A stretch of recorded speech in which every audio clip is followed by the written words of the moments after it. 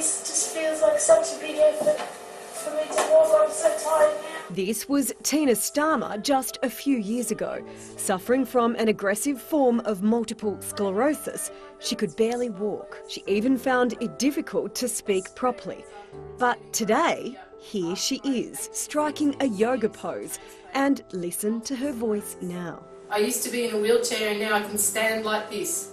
Tina's amazing transformation is incredible, considering by now she should be in a nursing home.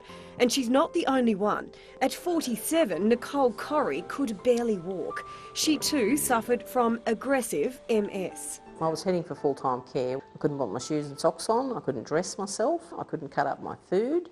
So if you get to the point where you can't feed yourself, you're not really living. Yet today, 2 years later, Nicole might still walk with a limp, but she's back to being self-sufficient. It's given me my life back. It's given me mobility, it's given me the opportunity to get out there and get back in the workforce, to be a person that can contribute.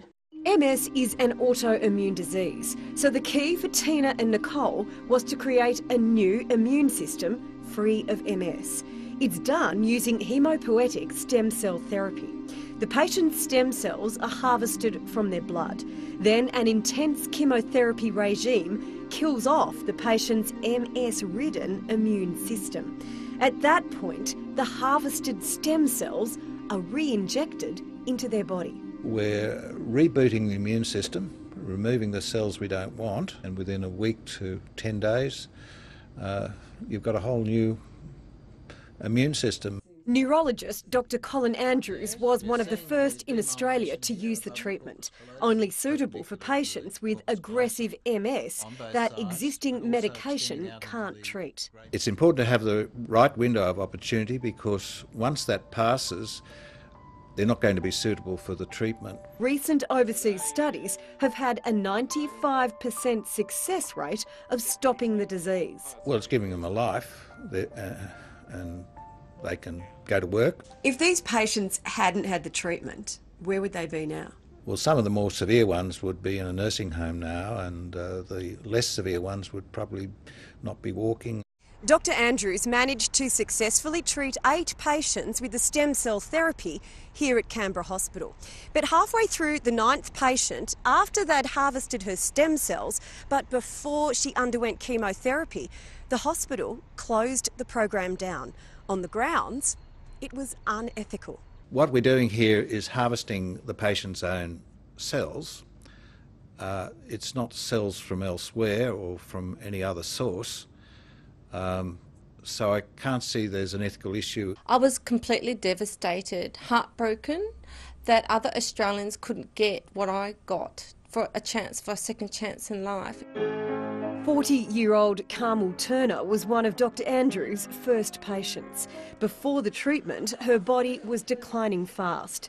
She had just given birth to her first child. I knew I was in serious trouble, and if I didn't do something, then I would be unfortunately in the wheelchair or in a nursing home, and I didn't want that for my little girl. It's been 3 years since, and Carmel's future is bright. I have this opportunity to live and be a mummy to my only daughter. It's the most incredible feeling to be able to lift her and to love her and to go out and do the mummy things. Now that Dr Andrews has been stopped, there's one doctor left in Australia doing the treatment. Yet there's about 4,000 sufferers of this aggressive MS. So many are going overseas for the treatment. I had no choice. I was on a ticking time bomb. I didn't know what to expect next, so my health and seeing my child is far important, so I had to go. But it's at a huge cost. Melinda Beattie spent $65,000 to go to India for the treatment. Andrew Price flew to the US, spending $130,000. Both have had successful results. I didn't want to be the mum that's up the back in a wheelchair dribbling while my daughter's graduating from high school. I'm now an active mum.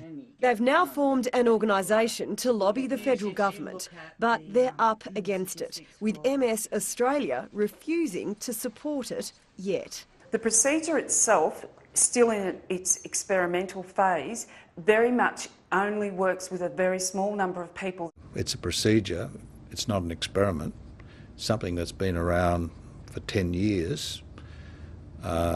It's widely practiced throughout the rest of the world. Since Dr Andrews' program was shut down 2 years ago, he hasn't been able to do any cases. Well, it means that some patients are missing out on treatment that might have made a big difference to their lives. Give us a kiss. I love you.